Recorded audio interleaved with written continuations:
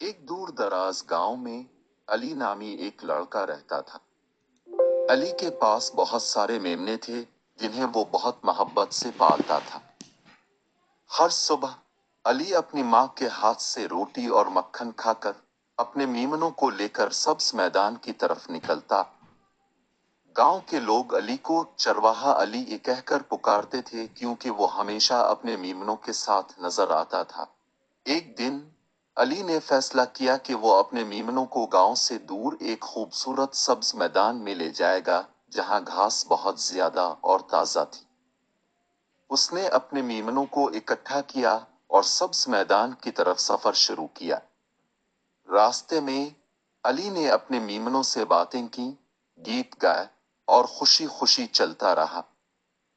जब अली और उसके मेमने सब्ज मैदान पहुंचे तो वो नजारा देखकर हैरान रह गए। मैदान में हर तरफ हरियाली थी और घास इतनी घनी थी कि मेमने इसे खाकर खुशी से कूदने लगे। अली ने देखा कि मेमने खुशी खुशी घास खा रहे हैं और खेल रहे हैं।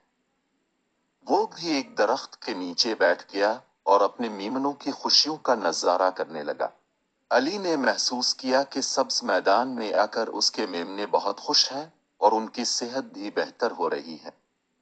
हर रोज वो अपने मेमनों को लेकर इसी मैदान में आता और उन्हें ताजा घास खिलाता। उसने अपने मेमनों की देखभाल में और भी मेहनत शुरू कर दी और उनके लिए पानी के नए चश्मे भी ढूंढ लिए। अली की मेहनत और मोहब्बत की बदौलत इसके मेमने न सिर्फ सेहतमंद बल्कि बहुत खुश भी रहने लगे। गांव के लोग अली की तारीफ करने लगे और उसकी मेहनत को सराहा।